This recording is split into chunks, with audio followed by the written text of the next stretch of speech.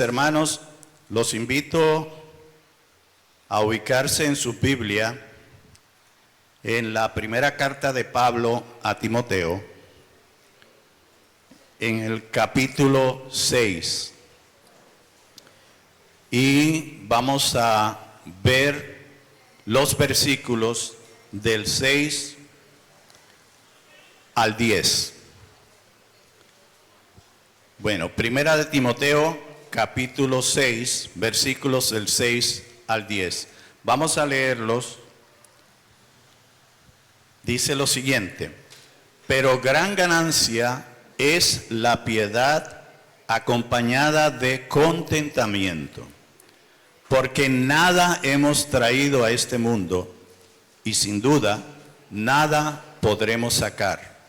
Así que, teniendo sustento y abrigo, estemos contentos con esto, porque los que quieren enriquecerse caen en tentación y lazo, y en muchas codicias necias y dañosas, que hunden a los hombres en destrucción y perdición.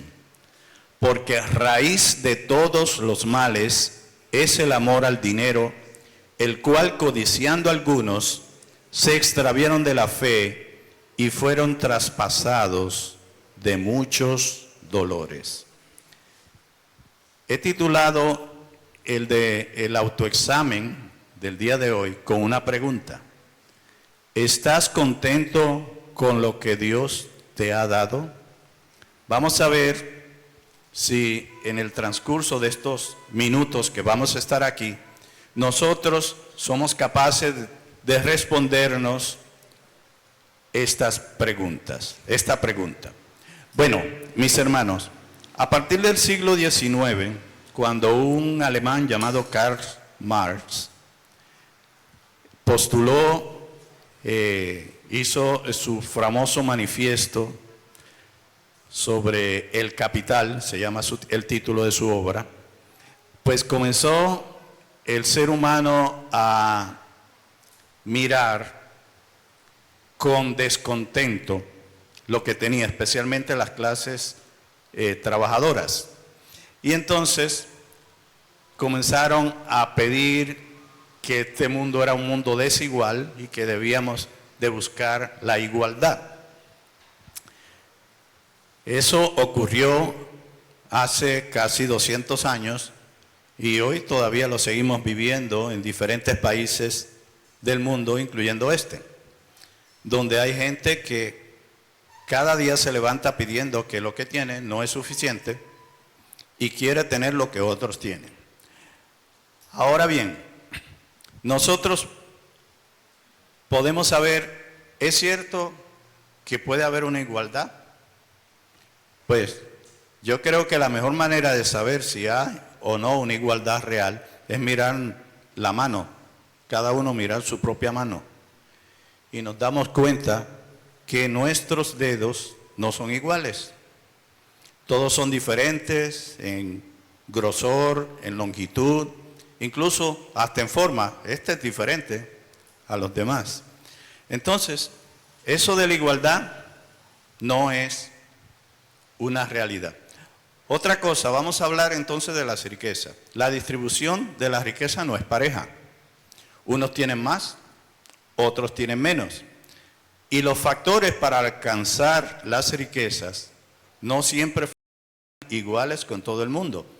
Pueden haber dos personas que tengan la misma oportunidad, la misma educación, los mismos talentos, y a uno le puede ir bien y al otro no. Y eso no hay una garantía de éxito. Entonces, vamos a suponer, muchos dicen, no, es que ese no tiene porque no se esforzó. Y eso no necesariamente es cierto. Hay personas que usted lo ve que son muy esforzados, muy trabajadores, sin embargo la recompensa monetaria que reciben no va conforme a lo que han hecho. Y ven por otro lado otros que quizás no fueron los mejores estudiantes de su promoción y sin embargo les sonrió la fortuna porque quizás hicieron negocios turbios, quizás tuvieron un golpe de suerte, etcétera, etcétera, pero no hay ninguna garantía. Entonces, la gente del mundo puede tener esa insatisfacción por no tener las cosas que anhelan. Ahora, la pregunta que nos hacemos, ¿debemos reaccionar los cristianos de la misma manera? Por supuesto que no. La esperanza que tienen los incrédulos se limita exclusivamente a ellos mismos. Ellos no tienen ninguna otra cosa, ninguna otra esperanza. O sea, para ellos, si no lo pueden alcanzar por sus propios medios, no hay nada que hacer. Pero nosotros, ¿dónde tenemos puesta nuestra esperanza? La tenemos puesto en nuestro Señor. O sea, no depende de nosotros, depende de Él. El incrédulo puede vivir descontento con lo que tiene, pero la Escritura le dice al creyente, gran ganancia es la piedad acompañada de contentamiento, que es parte del texto que leímos al principio. Y hoy tengo algunas preguntas para cada uno de nosotros. La primera pregunta, ¿estás contento con lo que Dios te ha dado o piensas que no has recibido lo suficiente? Segunda pregunta, ¿te levantas cada día dando gracias a Dios por lo que tienes o es tu costumbre quejarte por todo? Tercera pregunta, ¿predominan en tus oraciones las acciones de gracias por los bienes recibidos o las peticiones por las cosas que necesitas? Cuarta pregunta, ¿te alegra ver a tu hermano prosperar o crees que eras tú quien merecía tener esa prosperidad? Si te sientes insatisfecho por alguna cosa, si piensas que te mereces más de lo que tienes, si tu costumbre es quejarte porque hace frío, porque hace calor, porque tienes mucho trabajo, porque no lo tienes, porque llueve, porque está seco, si la acción de gracias en tus oraciones brilla por su ausencia, o si la envidia está en tu corazón cuando ves la prosperidad de otros, mi hermano, muy probablemente en el fondo de tu corazón piensas que Dios está en deuda contigo y no tú con Él. Pero la verdad es una cosa, Dios no nos debe nada a nosotros. En el texto que leímos de Primera de Timoteo, en el versículo 7 dice, porque nada hemos traído a este mundo y sin duda nada podremos sacar. Tú viniste a este mundo, igual que yo, como todos, sin nada. Y el día que partamos de este mundo, nos iremos también con las manos vacías. O sea, cualquier cosa que nosotros podamos obtener por encima de lo que trajimos cuando nacimos, cuando llegamos a este mundo, es una ganancia. Entonces, ¿de qué te quejas? Si viniste al mundo sin nada y tienes algo, tienes más de lo que tenías originalmente. Entonces, ¿es válida la queja? De ninguna manera. El contentamiento cristiano debiera ser un estilo de vida para todo creyente. El versículo 8 del texto de Primera de Timoteo dice lo siguiente, así que teniendo sustento y abrigo, estemos contentos con esto. Fíjense, el alimento, el agua y el aire que respiramos nos sustentan, mientras que la ropa, una cama donde reposar y un techo sobre nuestras cabezas son nuestro abrigo. Si nuestro Padre Celestial nos ha provisto todo esto, ¿por qué nos quejamos? Si ya tenemos sustento y abrigo. Entonces, ¿por qué quejarnos? En Salmo 23, versículo 1, un salmo muy conocido por todos nosotros. Dice, Jehová es mi pastor, nada me faltará. Ahora yo te pregunto, ¿tú crees eso? Si crees que realmente Jehová es tu pastor y que nada te faltará, pero obviamente Dios, que ya nosotros vimos en el Salmo que leímos hoy, el Salmo 117, que la fidelidad de Dios es para siempre, decía el versículo 2 del Salmo 117, Dios va a cumplir esa palabra al pie de la letra, o sea, nada te va a faltar. Ahora bien, tú tienes asegurado tu sustento y tu abrigo porque eso es lo que realmente te falta y Dios no te lo va a negar. Pero si tus expectativas van más allá que el sustento y el abrigo y tú anhelas vivir en una mansión como si fueras toda una celebridad de Hollywood, si tus gustos gastronómicos, o sea, de comida, incluyen comer caviar y beber champán todos los días, si pretende vestir de diseñador y andar manejando un carro de alta gama, pues tengo que decirte la mala noticia de que Dios no está obligado a concederte tales caprichos, porque realmente no son una necesidad para ti, son meros caprichos. Tú quieres un estándar de vida por encima de lo que realmente puedes sostener. Entonces, eso no puede ser algo que Dios te concede. Ahora bien, si al lado tuyo vive un vecino que maneja un Ferrari, que viste de Versace, que acaba de llegar con su esposa de un viaje por lugares exóticos como Dubái o París, etcétera, etcétera, y tú te sientes envidioso por eso, y estás intentando hacer lo mismo que ese vecino, no estás bien, mi querido hermano, porque realmente eso no es lo que Dios te está pidiendo que haga. Ahora la pregunta es, ¿por qué algunos cristianos carecen de contentamiento? Vamos a volver al texto base, que es Primera de Timoteo, y vamos a ver lo que dicen los versículos 9 y 10. Dicen lo siguiente, porque los que quieren enriquecerse caen en tentación y lazo, y en muchas codicias necias y dañosas que hunden a los hombres en destrucción y perdición, porque raíz de todos los males es el amor al dinero, el cual codiciando algunos se extraviaron en la fe y fueron traspasados de muchos dolores. Si tu ausencia de contentamiento tiene que ver con no sentirte satisfecho con lo que tienes, indiscutiblemente la respuesta es obvia, tú quieres más que eso.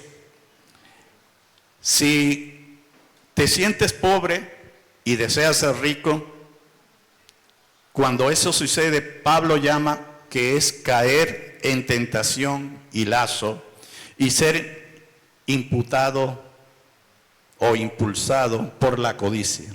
Por supuesto, la codicia nosotros sabemos que es un pecado y todos sabemos que la consecuencia del pecado, ¿cuál es? Es la muerte. Y aquí dice que caen traspasados de muchos dolores y que tienen destrucción y perdición. Hebreos 13:5 dice, sean vuestras costumbres sin avaricia, contentos con lo que tenéis ahora, porque Él dijo, no te desampararé ni te dejaré. Por lo tanto, la falta de contentamiento lleva al cristiano al abandono de su Señor para buscar al Dios de las riquezas, al Dios Mamón.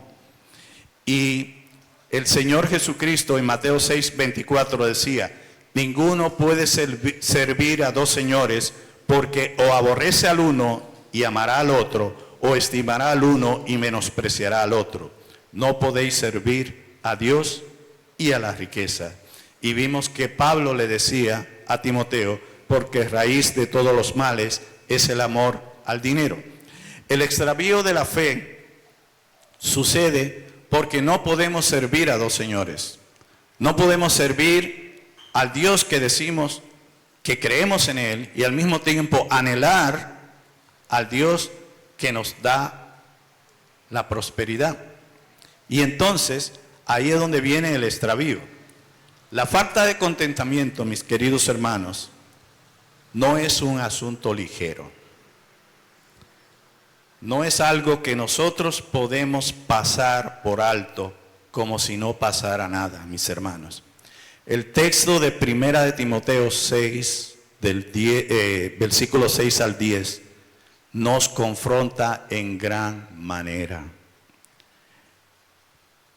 Sentirnos insatisfechos es decirle a Dios que Él no ha hecho lo suficiente por nosotros, o que la calidad de lo que nos está dando es inferior a nuestras expectativas.